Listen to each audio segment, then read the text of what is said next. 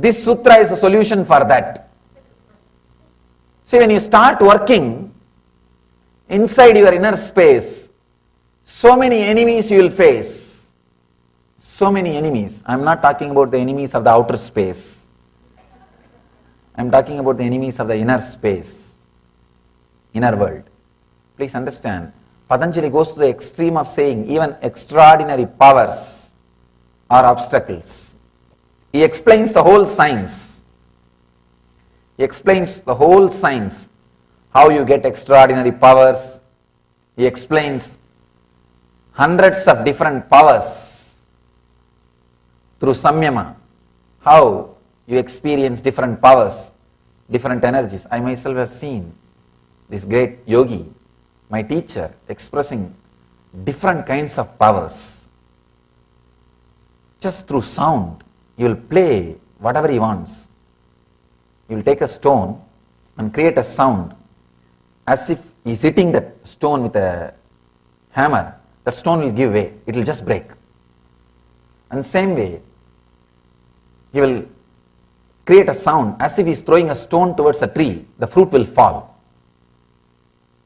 Just he will play with the sound and he will create a kind of a sound as if dog is inviting, barking, the dog's language, kind of an invitation.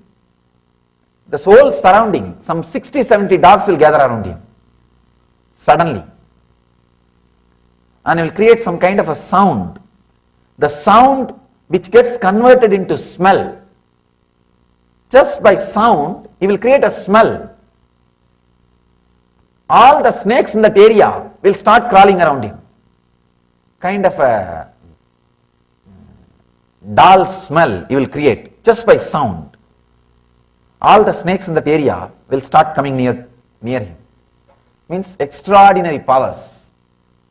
But he lived a very ordinary life. 14 kids. 14 kids and very ordinary life, simple life. Just like any householder, one house, and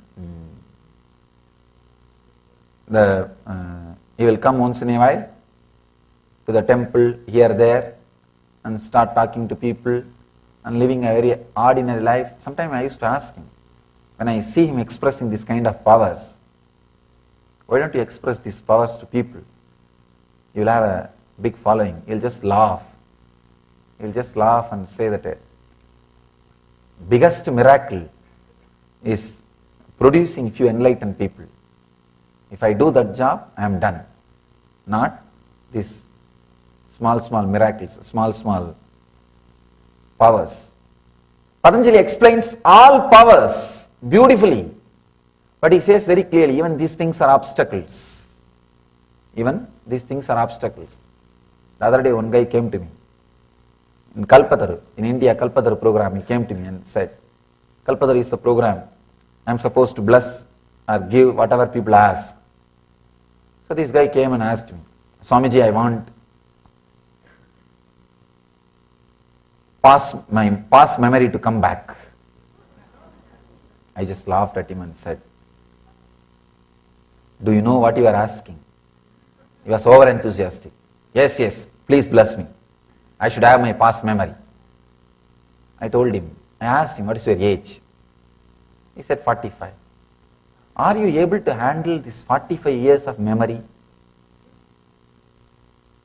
He suddenly looked into me and said,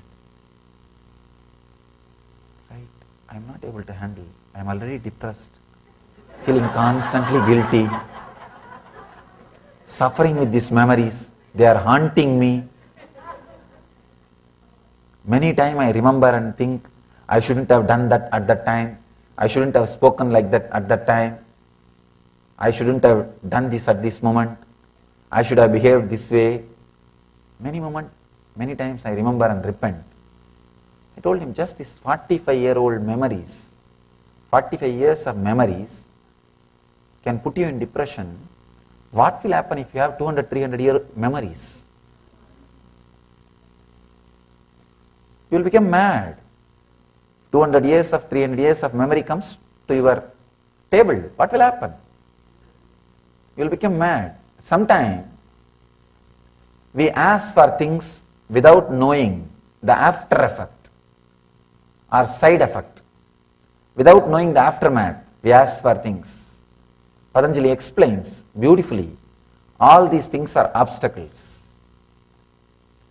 Whoever comes with whatever problem, my teacher will repeat this one sutra, Abhyasa Vairagyabhyam Tadnirotaha.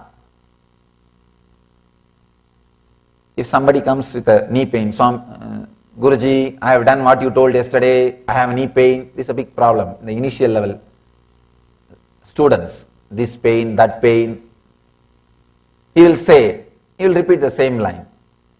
Just through the intense, constant practice and clutch. If somebody comes with a little different level problem, you see in yoga the problems are different level. First, if you work with your social behavior, yama, see Patanjali beautifully works with you. First the social behavior, yama, then niyama, personal discipline, then asana, physical posture, then pranayama, your breathing structure, then pratyahara, the mental structure, dharana, the emotional structure, visualization structure, dhyana, bringing deep restful awareness to your consciousness, samadhi, enlightenment. He beautifully takes you from step by step. First, when you start, the ethics, the social behavior, that is where he gives instructions like ahimsa, asteya, satya, brahmacharya, all these kind of the social etiquettes or the social disciplines. He calls it sarva bhaumya vrataha. Beautiful word. Universal vows. Universal truths. Sarva bhaumya vrataha. Is ahimsa, asteya, brahmacharya, aparigraha, satya. These 5 vows. When you start working with that, you will have difficulties. Naturally, you will have difficulties. If you don't have difficulties, then you are already a yogi. You don't need to practice them. Naturally, you will have difficulties. First of all, understanding itself, there will be a lot of difficulties. And then, when you start practicing, there will be some difficulties. Even at that point, if you go to him, the initial problem, he has one answer. Abhyasa Vairagyabhyam. Means constant practice, nothing else. I can say the whole spiritual life can be covered this one sutra. Constant, intense practice, nothing else. I can say, if you catch this one sutra, you don't even have to bother what you are practicing. Please understand. I am responsible for what I am talking. If you understand this one sutra, the constant intense practicing, you don't even have to bother what you are practicing. The intensity is intelligent enough to lead you to the ultimate practice and lead you to the enlightenment. You may be asking, what do you mean by this word? Even if you take up wrong practices, crude practices, the very intensity, very sincerity is intelligent enough to lead you to the right teaching, right practice and enlightenment. See, when Ramakrishna himself started practicing, it was very raw level. He just fell in love with that Kali Murti,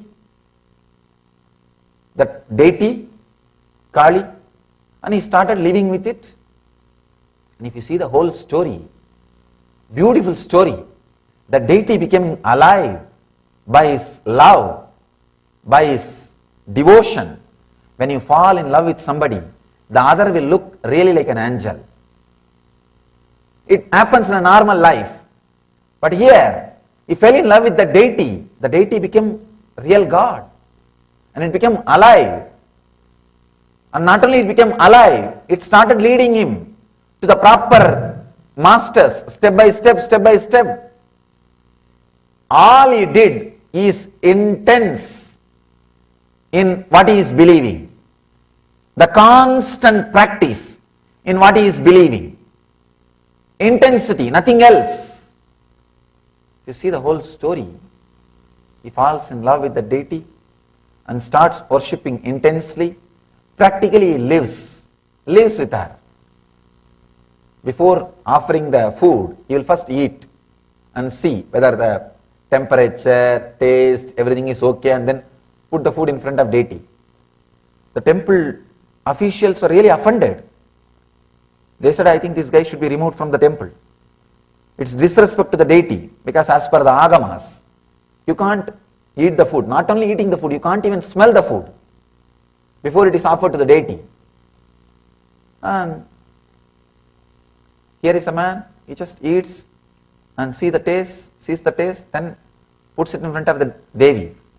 He says, I am going to do puja only this way. If you tell me to go out of the temple, I am ready, I don't have a problem. I will go and sit outside and do the same thing. But somehow, the temple officials felt the strength and honesty in his words, in his body language. They allowed him. Until the end, he lived like that. His commitment. And after he does the decoration, he will take a small thread and feel whether she is really alive by keeping it near her nose. He will see whether the thread is moving. And the story says the thread always used to move by her breathing. Means the power, intensity, nothing else. You don't need big philosophy. You don't need big teachings. Just he took up one simple idea. Vivekananda says beautifully. Instead of loading the whole library into your head, if you take up one truth and live it intensely, you are a great spiritual person. He took up one idea. I will connect with Devi through this deity. He fell in love and the deity became alive. Not only alive, it started guiding. If you get a chance to go to Calcutta, don't miss the temple where he lived. Still that vibrancy is there. Let me tell you a story. It really happened. The deity will be holding in the left hand the head, severed head of a demon, the Rakshasa, which describes the ego. She will be holding, it's a big piece. The deity is carved in such a way, she will be holding a big piece. And people will bring conch bangles and offer it. Bangles made out of conch. They'll cut the conch and make bangles. If you are from Bengal, you know what I am talking. They will bring that bangles and offer it to the deity. All the other four hands, he can insert it. There is a Abhaya hand and Varada hand, he can insert that bangle. This hand she will hold the sword. He will remove the sword and put the bangle. But this hand, the left below hand, he can't put the bangle because she is holding a sword, she is holding a head. It's made out of one stone. So, suddenly one day, the bangle was there in her hand. He came out of the temple after putting the bangle and he was doing the puja. Temple officials came and they were shocked. They saw a bangle in her hand, in deity's hand, conch bangle. Conch bangle is a single piece. You can't break it. If you break, you can't paste it. Officials are afraid, this mad guy, whether he broke the statue or not, who knows. They were afraid he would have broken the statue and put the bangle inside. And they got completely frightened, confused. They asked him, what happened? How come the bangle is in her hand? He said, what is there? I told her to leave the head for a few moments. She dropped it. I put the bangle. I gave the head. Again she is holding. That's all. Please understand. They were shocked. They went and inspected. Please understand, it's too much. Maybe if you are born and brought up with one set of logic, it will be too much for you. But I tell you, I myself have verified that bangle. I have seen the bangle with my own eyes. It has no scratch. It is not broken. It's a complete bangle. If you get a chance to go to the temple next time, don't miss to look at that bangle. If you ask the pujaris, they will show you. Neither the deity is cracked, nor the bangle is broken. And impossible to insert that bangle without breaking that stone, without breaking that head. It's there. Still it is there. You can go and see. Still it is there. And the temple officials went and verified. They did all the checkup. They were not able to understand. It's too much. It is too much. Then Ramakrishna says, I just told her to hold. I just told her, drop the head for a few moments. I'll put the bangle for you. She dropped it, and I put the bangle, and I gave the head back. She's holding. Over. See the power of love, the power of intensity, power of practice. She's standing there. And the story goes beautifully. He continues to worship. One day an enlightened master, Totaburi, is a person who is completely enlightened, is a Nirvikalpa Samadhi, means who has achieved the ultimate superconscious state, which is beyond forms. He comes to the temple. The moment he sees Ramakrishna, he says, I think you need to achieve Nirvikalpa Samadhi now. I feel I can guide you and help you. Can you take initiation? This guy says, wait, I'll go and ask my mother and then come and talk to you. He rushes to the temple, comes back after a few minutes. Totaburi asks, have you got permission? Ramakrishna says, yes, my mother told me, just to teach me only she brought you here. Teach me. He was surprised. He asked, where is your mother staying? Ramakrishna says, inside the temple. Totaburi asks, who? He says, Kali only. I went and spoke to her only. She told me, just to teach me Nirvikalpa Samadhi, you have been brought here. Totaburi thought, all right, some crazy, leave it. It's okay. And the whole teaching starts happening, the initiation starts happening. Then when Totaburi initiates him and says, do pratyahara, means move your mind from everything else. Ramakrishna has no problem at all. He just dropped everything. Just completely centered his mind. Please understand, that is the ultimate freedom you can experience. Pratyahara is the ultimate freedom you can experience. No other freedom. I have seen different civilizations which goes on talking about freedom. Nothing. Please understand. People who are in power, they go on talking about freedom, giving you the idea you are in freedom. Otherwise, no such thing as freedom exists in the planet Earth. Constantly goats are told by lions that they are in freedom.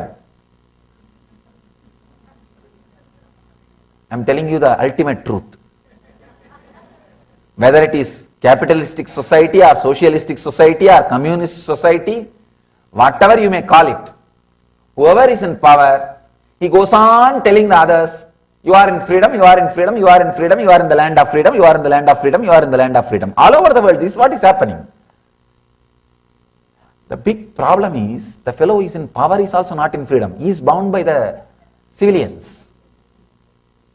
He has to obey what his followers are saying, and followers have to obey what he is saying.